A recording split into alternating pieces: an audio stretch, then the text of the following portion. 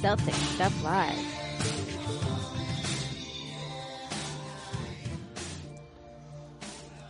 Welcome to Celtics Stuff Live on the CLNS Media Network, the leading online provider of audio and video coverage for the Boston Celtics. I'm your host, Justin Poulin. With me, as always, John Duke, and we've got quite a bit of a show ahead of us, John. I'm not even sure how we're going to pack it all in to our usual 45-minute segment here, but lots of 2008 flashback talk for you and I. I know not every listener lived through it. We certainly did. I'll even tell you a story from the locker room. I think I might have divulged this one in the past once before about Glen Davis, who was in the news thanks to TMZ, and then Ray Allen coming out with a book, excerpts of that leaking all over the place. I do not intend to buy that book. We'll certainly get to that. And then injuries abound even more since the last show and a surgery, and that's all just in a week. So we'll talk about how the team performed in the meantime since the last show and some bright spots and some things to be concerned about. And then finally, a final look at the standings with just about a month to go and only 12 games on deck. We're going to talk about just how much the Celtics have a grip on that number 2 seed. Number 1 being unlikely just a few games back from, just 5 games back from Toronto.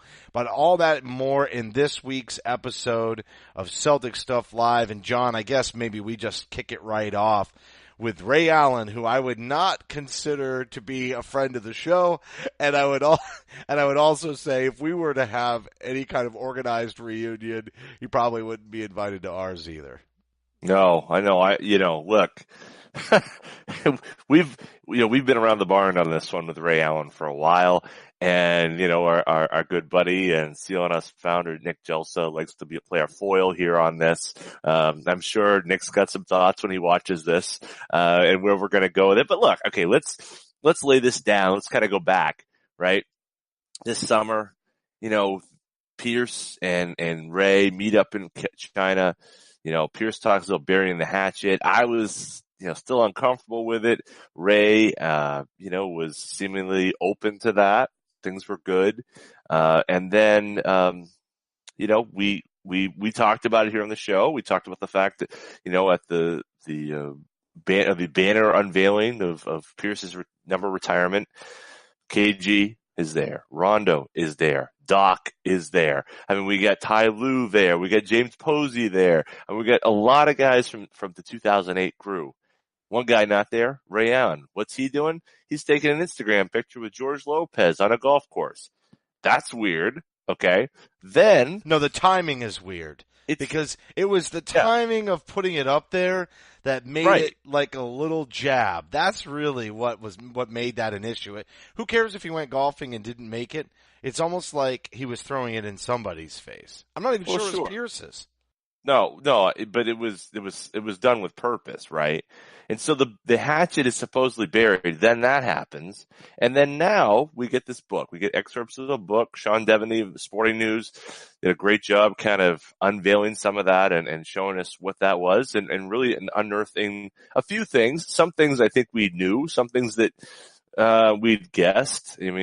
Certainly the bottle throwing incident that Rondo was during a film session was unhappy and threw a bottle. Come on. He was doing the water bottle challenge. It was the water bottle challenge. That's all. Right. But we knew about some of these things. But listen, this is like, you can't bury the hatchet and then unbury the hatchet, right? And, Pierce is trying to put this to bed, and Ray Allen, for whatever reason, just can't let it go. Everyone says, oh, you need to put it in the past.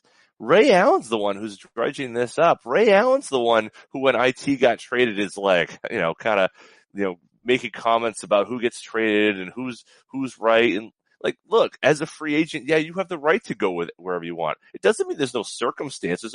There's no problem. There's no issues with what you make. No one's saying you don't have the right to make a decision, a free agent, but you had an obligation to your teammates to make them know and communicate that. And he didn't do that. From that point on, and really before that, Ray's inability to mesh with those guys, talk with those guys, I think was really the problem. And when he's off golfing and hanging out with Danny and Doc, the rest of the guys are hanging out. And that rift, it never healed. It didn't bother Pierce, but it certainly seemed to bother the rest of the guys. And, this kind of attention-grabbing book, I think is really unfortunate. And it certainly does nothing to help mend the fence that supposedly he wants to have mended, but it seems he only wants to do it on his terms.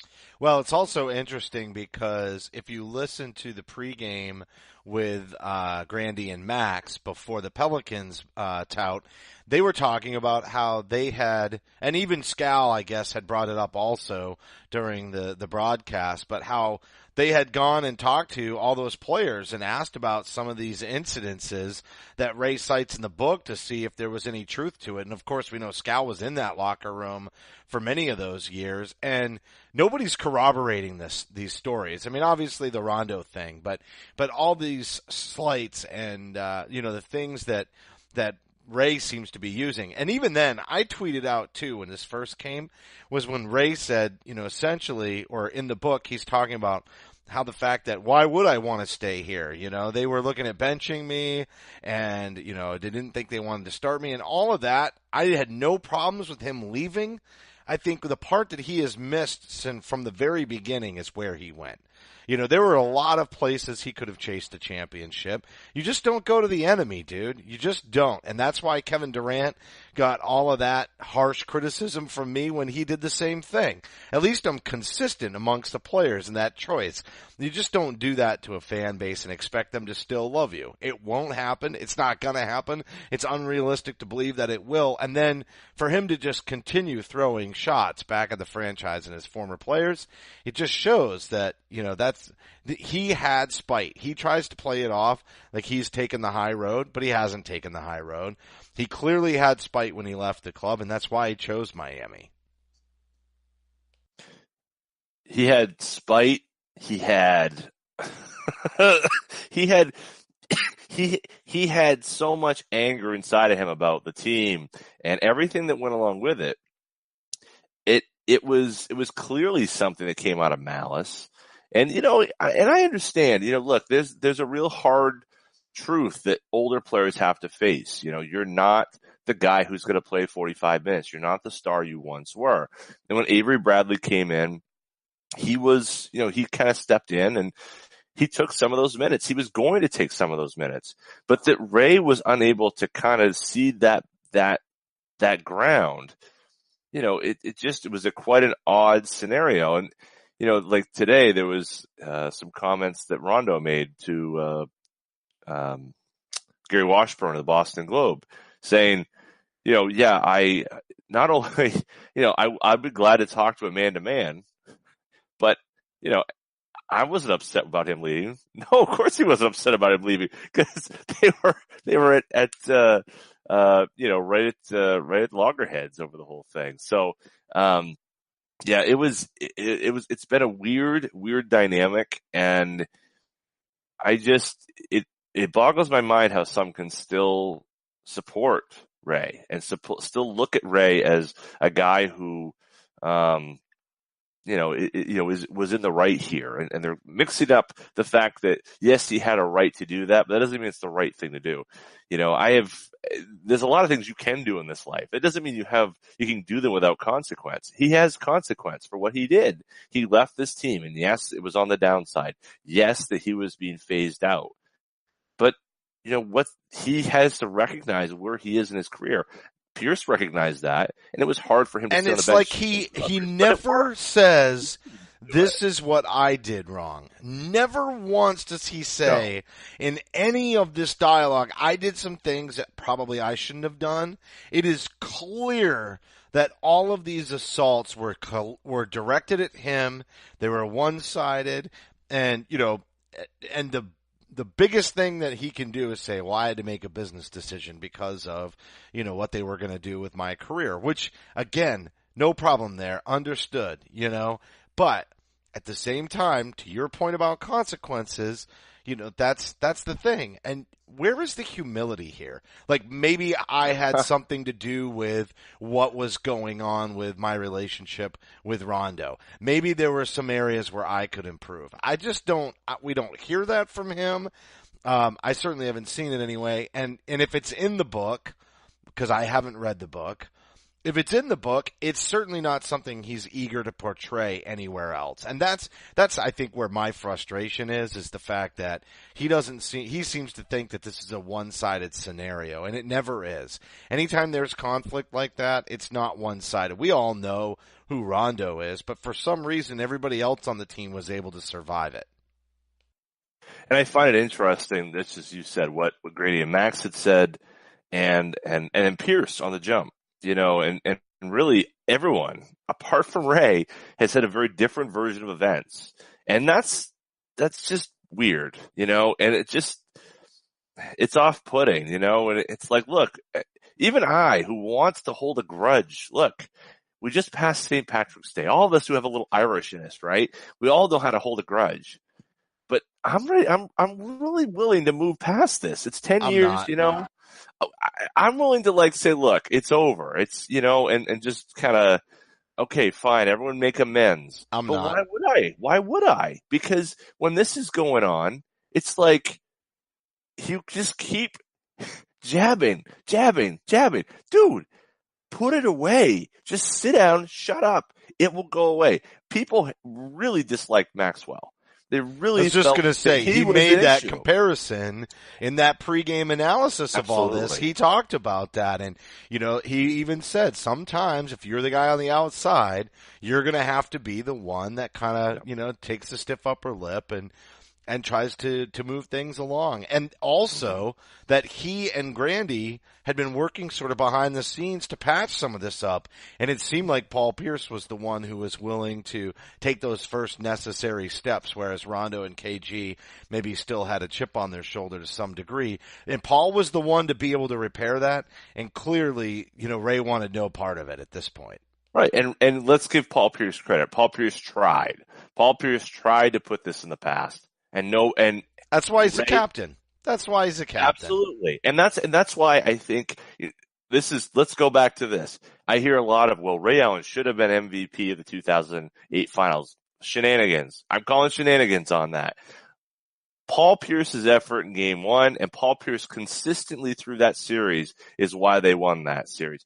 Ray Allen had a great game four and really is the one who led them through that comeback. But Paul Pierce consistently through that series, KG wasn't terrible. I'm not saying that. I'm not saying, no one else had a great series.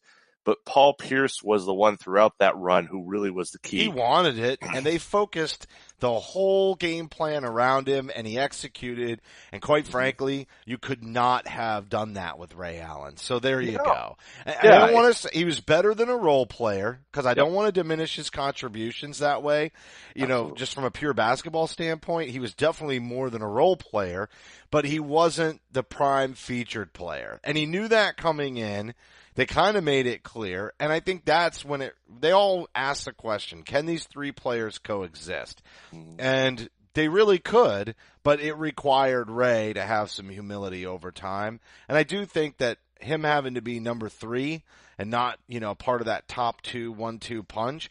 But look at KG. He was always willing to pass up shots. He was always willing to be the rebounder and the defender. And Ray became a defensive liability. When that first season, maybe first 2, we were impressed with how much defense he played. And it was actually like, oh, wow, I think he actually can contribute to some solid defense. Maybe he's better than we thought he is. But after that second year, he really slid off. He did a nice job on to that point. Did a decent job on Kobe in the finals, in 2008. So you're right. He really was a fine contributor, but somehow it's just gets mixed up with time. Well, he should have been. No, he shouldn't have been. Now he's mad about the corner threes. He was mad about being a decoy from the beginning. And had he not had Rondo not tried to put him in his place, a little bit and tried to alpha him, they probably would have survived it. So I'm not saying, but this is my point about there being two sides to the story. So for as much as, Rondo is cantankerous and difficult to get along with in the locker room and was hard-headed and not always open to constructive criticism, Ray really wasn't a whole lot different in many ways in terms of hard-headedness. And neither was KG, obviously. But in Ray's scenario, he was sort of like, all right, I'm going to do it for Paul and I'm going to do it for KG. And I don't really want to, but I'm going to do it for those two guys. But I'll be damned if you're going to punk me, you little bitch. And then, That's right. and then that was when all the things that had already been bothering him had come to a critical point where he couldn't take it anymore. And that to me is probably it's probably very basic and doesn't need this litany of slights that he wants to put into this book that may or may not even be true. No, I think you're absolutely right. I think 08, 09 are a different story, and 10 is where things really changed. Because let's look at that 2010 playoff run. Who was the key in that guy, in that run? It was Rajon Rondo. Rajon Rondo was the best player, and probably consistently from the beginning of those playoffs to the end. He was the guy. Without Rondo, they don't get past the Magic. They don't get past Cleveland. They were, and really the first couple of games of the Lakers series, he was phenomenal in that series. So, and that's why I think there was some, as Paul Pierce said, there's no reason why, 08, no, he wouldn't have said that, but would he have said he was the best player carrying us in 2010? Yeah, he would have, because it was true, and he believes that. So, I think you're right. That was the demarcation point where things really started to slide down the downhill slope. And it's a shame, but if we're going to dredge up stuff, one more, this will be the last thing we'll say on the topic, but if we're going to dredge up one other thing, let's go to Ray Allen trying to direct the offense. Many times Doc Rivers tried to put the ball in Ray Allen's hands to set the offense up and ball handle, and he wasn't able to do it. He's an off-ball shooter for that team most of the time. And you could still put the ball in KG's hands, and he did playmaking similar to the way we see it from Horford today.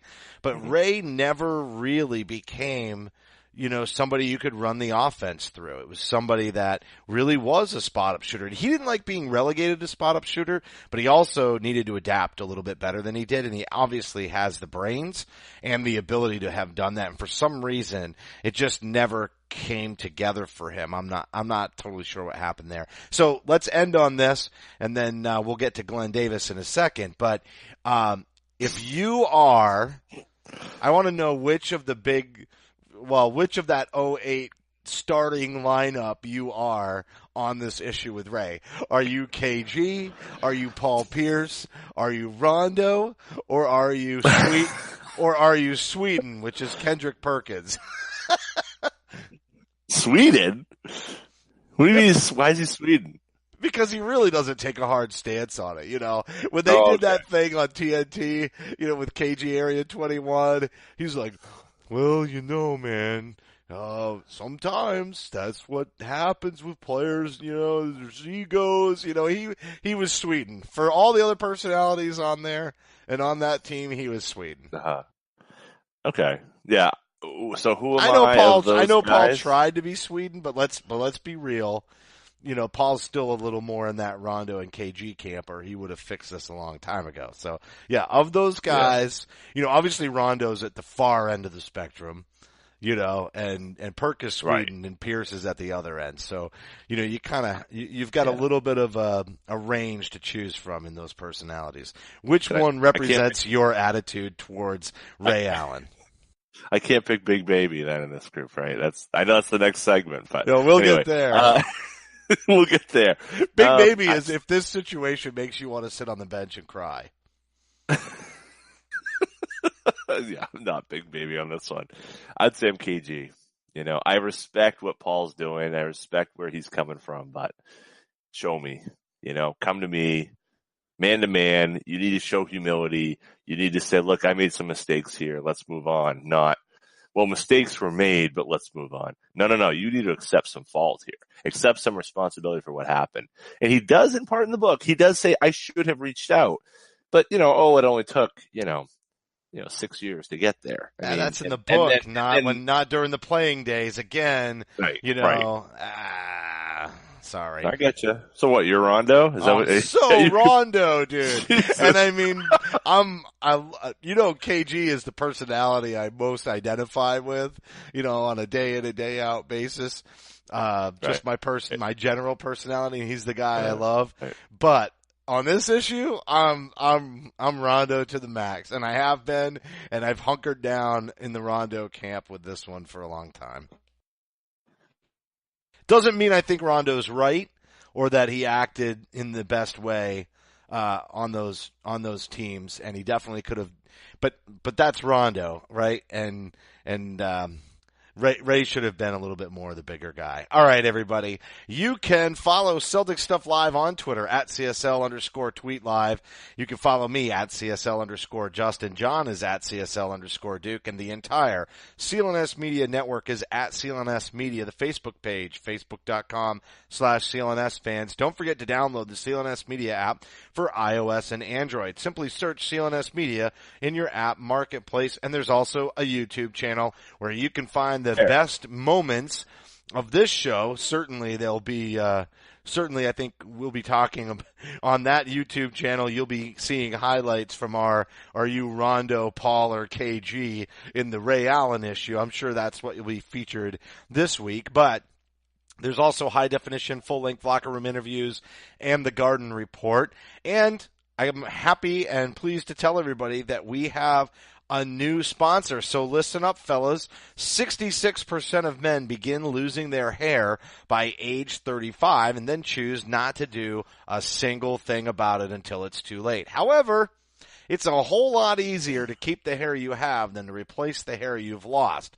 So if you started to notice the receding hairline, come on, be honest. Or maybe you're like me and your son finally spoiled the secret that you couldn't see on your own. That's right, that little spot in the back. Guys, why is it that we do nothing when we can turn to medicine and science? Here's your chance.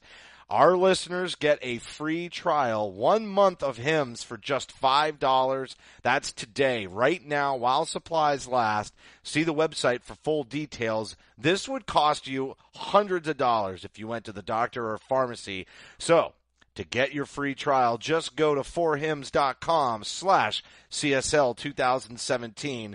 That's forhims.com/CSL2017. Get started today. All right, John, let's talk about Big Baby. Mo money, mo problems. Jeez. Okay, let's be clear here, right? Celtic Stuff Live. We have been the probably against the Big Baby. We have been an anti-Big Baby show. Maybe that's too strong, but we were ready to see him go in 2000. Let's see, was it? 11? It was the ego, dude. It was the ego on him. Absolutely. That was just, at some point, it just got worn out. He was entertaining. He was entertaining, but the humility wasn't there. Well, the humility and the play didn't match the mouth. And I think speaking of humility, so of course, the story is TMZ. He's out there and become a relatively notable drug dealer. Apparently, is the claim, selling marijuana. And his response to this is, some would say hilarious. Most would probably say insane. He's on a private jet with a briefcase full of money and waving what appears to be some sort of chicken. That's Popeye's chicken. That's his response to these claims. Look, no one ever said Big Baby was a smart man or a wise man. I'm flabbergasted at the whole thing. I'm not surprised. I completely see it. I think it certainly seals the fact his playing days are over for sure, because he did have some hopes of coming back this year or next year. But it's done. It's over. Goodbye. And he's just, you can't. I think he had he had a really hard upbringing, and so I think a lot of this kind of comes back to that, and not having a lot of guidance and making some poor decisions. Well, the ego is probably a cover-up job. Absolutely. It's right. really a cover-up job, and I guess that's the part where the sympathy goes out. We criticized him for crying on the bench, and we kind of just took a jab on the show there for entertainment value. But there was also the Shrek and Donkey moments that were just pure entertainment, elation, emotion. It was fun. This team had to put up with a lot of interesting personalities during that stretch to round out the roster. Even twilight years of Shaq and Rasheed Wallace, right? We had to put, so there was an interesting mix. Even Stephon Marbury was on this club. I mean, you just look at, the players that came through to bolster the bench. And that's what happens when you're all maxed out on the cap. You gotta go with young players. I thought Sean Grandy and Maxwell cited Delonte West in that. Again, they really covered that beautifully before the Pelicans game.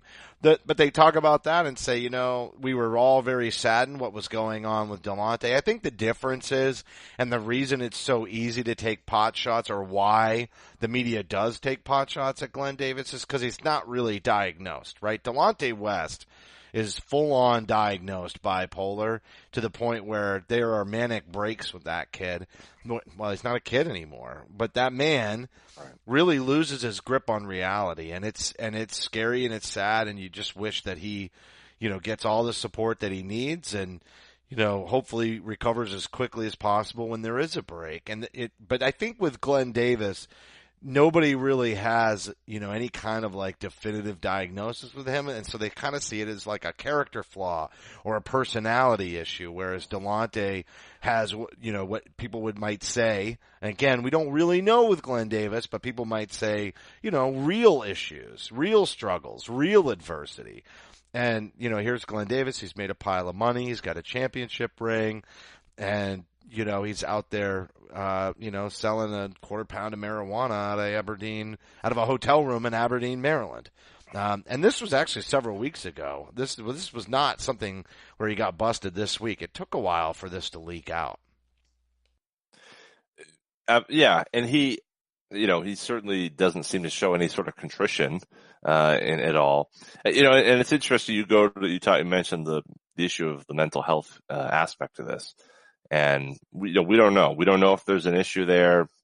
It seems like it's fair to say there's something doesn't seem to be clicking, but that's, whatever that means. And of course, now kind of mental health has kind of risen, to the forefront of the NBA. It needs to rise in society, period. I mean, continue to increase the awareness. Yeah, but it's a trickier subject, I think, than I think what's been covered on the surface, because in my mind, I agree. Like, there's certainly people's health and well-being, is paramount, right? Like, that's something we need to support. If I don't want to go into politics, certainly, but there's a lot of talk lately about mental health, and we need to help support mental health. Maybe words are nice, but action is better. In the NBA, of course, Kevin Love wrote what he wrote, and DeMar DeRozan. But the problem that I see is this is a league that millions and millions and millions, billions of dollars are made every day on the basis of that edge, that edge, whatever it takes. Is it lighter, clothing, better basketballs, training techniques, lighting, who knows? I mean, everyone is trying to get that edge, right? And to not expect someone to want to exploit that, whatever someone's infirmity or illness or shortcoming or what have you, is a hard place to be. You mean unrealistic? I think it is. I think it is unrealistic. I think now maybe we're in a different world now. You and I grew up in an NBA where it was no holds barred. It was, Knicks and Heat and Celtics Pistons, and it was lockdown, drag out. And physically, it was intense in that way. And the 90s were that way. And as, it has changed. The dynamic and the culture of the league has changed.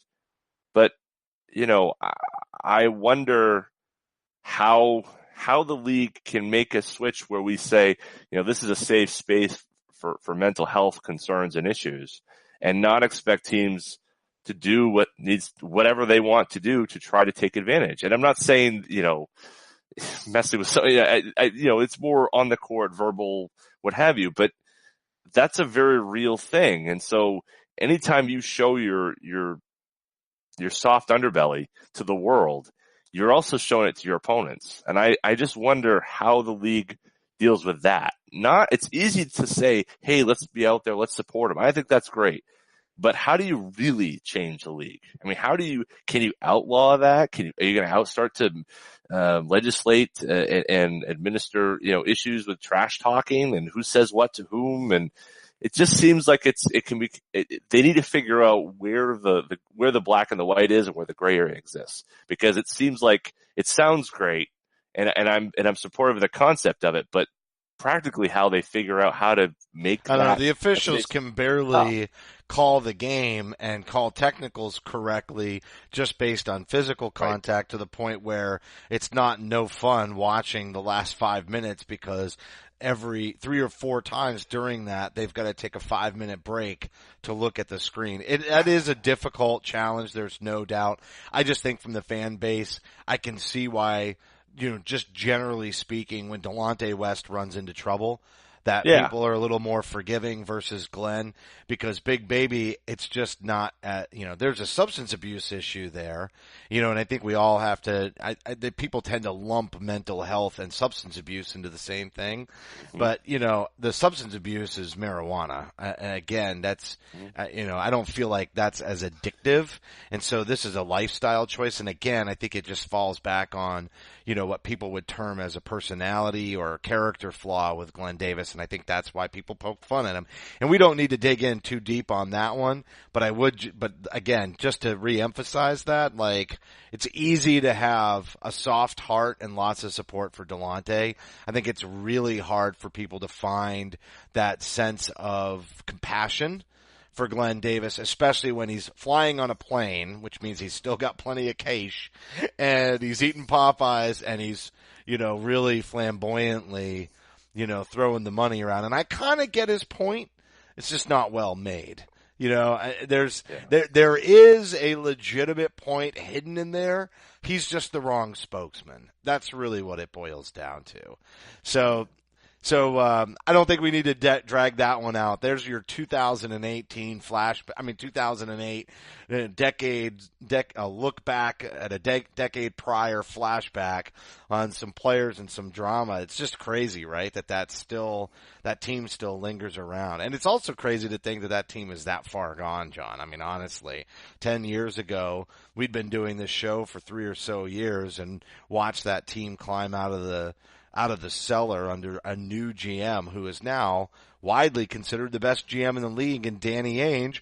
And speaking of, you have to be pretty impressed with the way that this roster is constructed, because as thin as it is, they still are fighting. Yeah, they had 2 losses since our last show, including what became a blowout in the final minutes against the Pelicans, but a real shot at winning one on last Wednesday against the Wizards, and then they took one down on Friday night. It's been a great opportunity for Tatum to, I would hope, and I would say, kind of get himself back on track and push through that rookie wall. I think increased minutes and responsibilities, that for the most part, other than free throws, he's been able to really respond to that strongly. Terry Rozier is just playing for a contract. Man, does he deserve an opportunity to run a team at some point.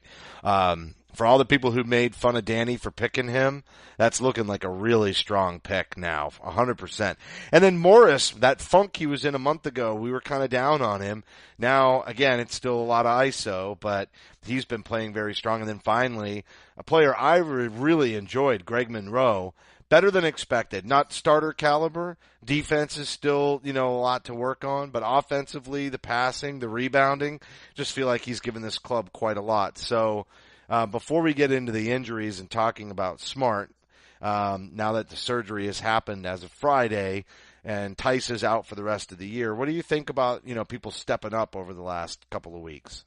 Well, I think you're right about Tatum. And just to take him for instance, and we talked last week about, where he was and his number of shots, and then the next game, Monday, of course, they played a double overtime, so it's a little bit different. But he had 46 minutes, put 23 shots up, and that's like, oh, okay, that kind of widens that by far. I mean, that by far that's the highest that he's had all year.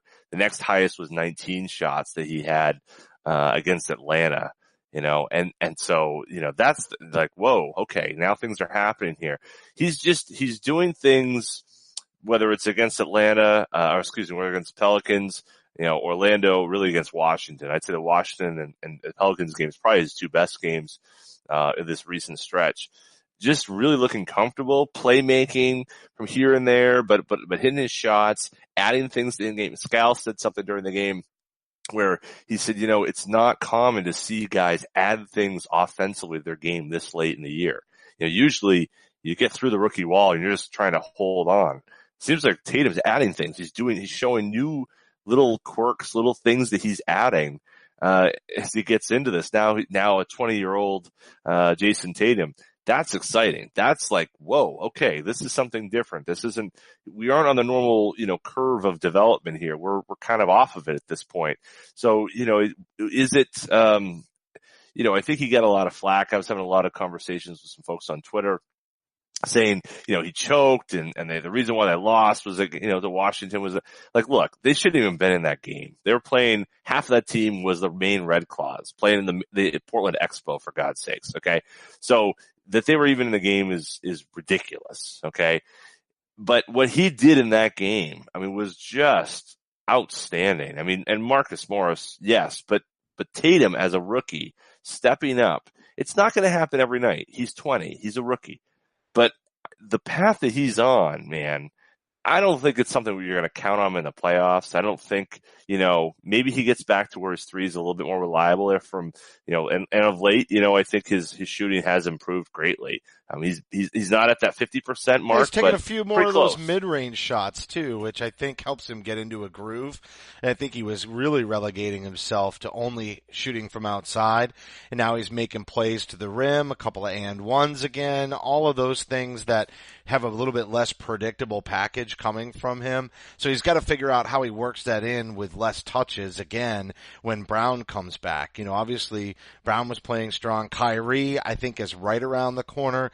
Probably will see him this week. Brown, if not by the end of this week, the beginning of next week. No reason to rush anybody back. And it looks like for the playoffs, we should have everybody but Tice, although I feel like as much as I liked Tice, for the contribution you expect in the postseason, Monroe should be able to fill in enough off the bench in that regard. And then Smart's out 6 to 8 weeks. Maybe he comes back after 5 weeks like Chris Paul did. He is going to miss some time in the postseason. And then, of course, Gordon Hayward, we find out that he suffered a setback 6 or 7 weeks ago now, right around January, February time frame, and it probably cost him 2 weeks in his rehab. So maybe he doesn't come back, or maybe he doesn't come back right away. You and I have duly noted our optimism in that regard. But to the point of all these injuries, there's no reason to rush him back because in the standings, there's only 12 games to go. They have a 6.5 game lead over Cleveland, 7 over Indiana. Cleveland's got 13 left. Indiana has 12. Even if both of those teams win 75% of their games, which is another 8 down their stretch, the Celtics really only need to win like 3 or 4 games realistically, not mathematically there. Maybe Cleveland goes on a crazy tear and goes 10-3. But really, the Celtics should only have to win 3 or 4, and if they do that, they lock up that second seed. I guess the question that I'd pose to you as we wrap the show, John, is should they try to make a run in lieu of all of these injuries on Toronto, since they do have 2 games slated up against the Raptors? If they were to win both of those, they'd close that deficit to 3. Or do you think let's just relax, let's just shut it down, let's just try to be as healthy as possible when the playoffs start in the middle of April?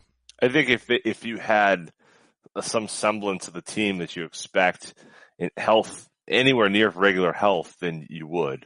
But where they are right now, maybe I'm still shell shocked a week later here when, in rapid succession, it seemed like everybody was out forever, over a 3 or 4 day period. But I think right now you shut it down. You've got a comfortable lead over Toronto, or I should say over Cleveland. You're a fair amount back from Toronto at this point. Um, the only thing you can do is go in fully healthy. There's nothing that I've seen that makes me concerned about Indiana, Washington, or even, Cleveland, quite frankly. I mean, I'm concerned about Cleveland because it's LeBron James, and LeBron James can go supernova. But what we were all but you got home court, which is all you need against them, right? The only team you don't have home court against is Toronto. And right. I'm not sure it matters against Toronto, which is why I say go ahead and shut it down. I'm 100% in agreement there. And I don't mean shut them down, but I mean like Kyrie. I'd say you alternate nights with him, or give him 2 games off and 1 game on. We want him to stay fresh enough in terms of conditioning, et cetera. That's my issue. Yes. It isn't winning games. It's if we shut him down for 12 and he literally doesn't play for a month, is he going to be too rusty when the postseason comes up again? So maybe you put him on a limits restriction. Maybe you don't play him every night, but you got to keep him somewhat conditioned. Maybe you have him play the last 2 games in full stride. Whatever it is, he's got to stay in game shape, but that's pretty much all he needs to do in my mind. Well, and, Greg Monroe, you mentioned Greg Monroe, he's going to play a key role here, through the playoffs. They need to play Greg. Greg's getting comfortable doing what the Celtics need him to do.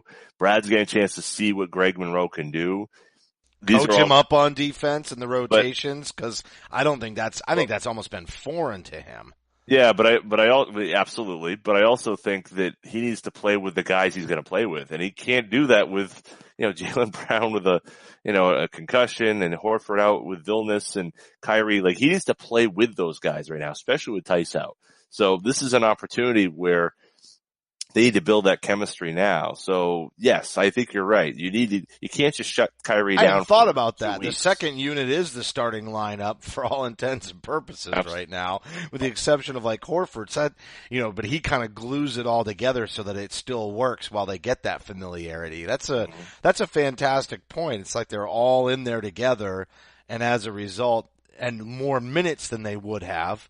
So there is some major upside, not only in terms of long-term development for younger players like Rozier and letting Tatum just work on different parts of his game and expand it, but just from a playoff second unit chemistry standpoint, there's benefits this season. And, and just quickly to that point, we were worried about Tatum shooting. He's a 40% 3-point shooter since the break. So he has regained his form from where he was. He's not 50% shooting, but 40% shooting for a rookie who no one thought could shoot from the outside. Pretty darn good, guys. Pretty darn good. We got something here with that guy. They're in good shape, and yeah, we're seeing the bench is pretty thin, and, but we knew that going into the year. We knew that this was going to be, we're relying upon rookies. We knew that relying upon rookies was going to be a concern. We never thought we'd see the injuries that we've seen this year. I mean, it's just absurd. But, look, they're learning. They're getting better. They're doing things from night to night. I still want to see more Yabusele, but look, I think they're making strides, and people need to just take a breath, chill out. It's all good. Pretty much we're going to be where we're going to be. And let's see where we go in a month. First time, it's actually the playoffs. Yeah, first time in a long time they haven't been fighting for necessary playoff position. If you remember, the last several postseasons, we had a similar conversation, except it was how hard do they need to play? And even last year, there was that real bang up for the 2 through 4 spots, or maybe even 5 at one point, heading into it, but they were really playing out strong, and it was like, they have to gun for it. They need the highest possible seeding. And then we wondered, would it come at a cost in the postseason? And they have a luxury this year where they can rest these players instead of taking that beating and it winding up costing them in the postseason. However, though, with the injuries the way they've been, it's hard to say that they won't rear their ugly heads again. I'm not so worried about Marcus Smart. The way he came back after his last bit of rest, I think, tells us that he'll be a better player. They should be able to get out of the first round in the 2 seed without him, and then they really need him in that second round, and then who knows. I still think all bets are off with Hayward. I think there's going to be a chance we see him, but We'll talk about that more next week. This broadcast will be available on demand on the CLNS Media mobile app. And don't forget to follow us on Twitter at CSL_Justin and at CSL_Duke. A heartfelt thank you to everybody for tuning in this week. And remember that you can support the show by subscribing to Celtic Stuff Live on iTunes and Stitcher. We'd love it if you gave us a rating and a review. Your feedback is important to the show. And for staff writer Samuel Elias, executive producer Larry H. Russell, the founder of CLNS Media, Nick Gelso, and my co-host John Duke, I'm Justin Poulin. Thank you for listening to this week's edition of Celtic Stuff Live. Celtic Stuff Live.